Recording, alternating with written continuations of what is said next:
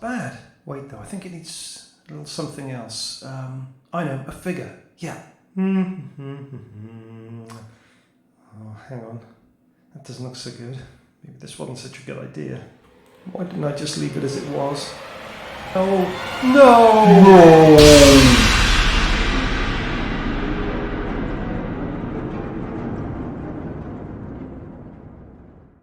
Hello, welcome to Solving Watercolour.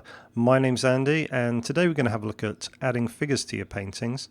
Now, I completely understand why you might be reluctant to put figures in your paintings. They tend to be the darkest part of the painting, and therefore the part that you would normally do last. And if you've done a painting and it's looking good, why would you bother risking putting a figure in it and ruining the whole thing? The thing about figures is they can add a sense of scale and perspective and bring some real human interest to your work. And the fact is, you don't need to have the anatomy skills of Leonardo da Vinci to add some basic figures to your paintings. They're not that hard to do, and as we'll see, if you keep them simple and follow some straightforward rules, you'll be painting believable figures in no time at all.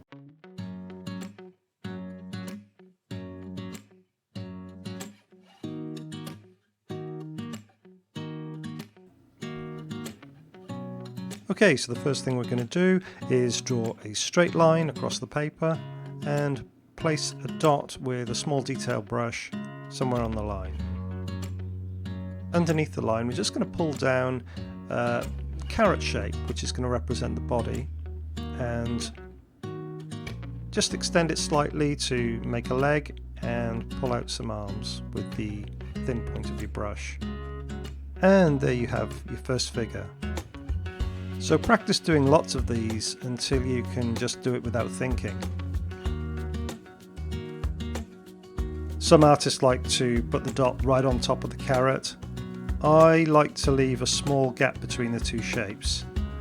Whatever you prefer to do, just make sure that the dot is relatively small in relation to the carrot shape. And most importantly, make sure you paint it a bit smaller than you think it should be. If you do that, you should be just about right. One leg's often enough to create the impression of a walking figure. In silhouette, one leg will seem to disappear when it's extended in front of the other.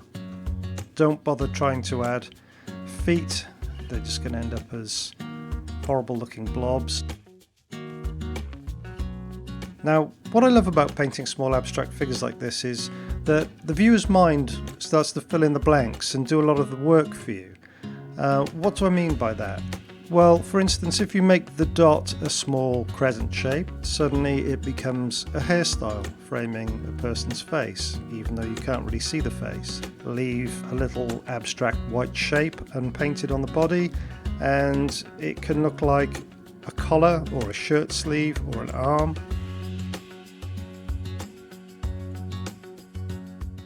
So in this reference photo that I took, you can see there's a number of people walking along a beach. And in real life, people vary quite dramatically in their height.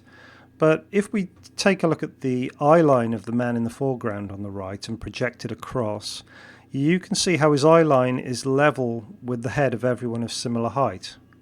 It really makes no difference how far away the person is from him. The only time this wouldn't be the case is if the ground was uneven or sloping up or down, or if someone was standing in a ditch in the ground, whatever it might be. That's the only reason why it would affect this rule. So let's have a look at a time-lapse painting of this photograph. Now, for the full free tutorial, head on over to my website at solvingwatercolor.com. and I've put the link in the description below. Thanks for watching the video. Please like and subscribe, and I'll see you soon.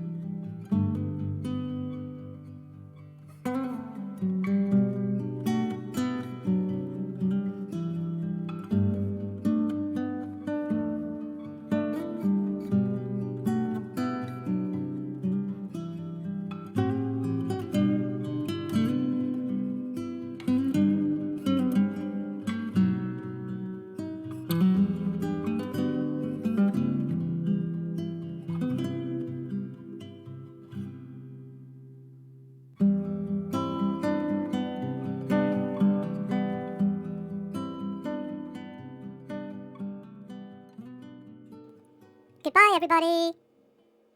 Ah, help me.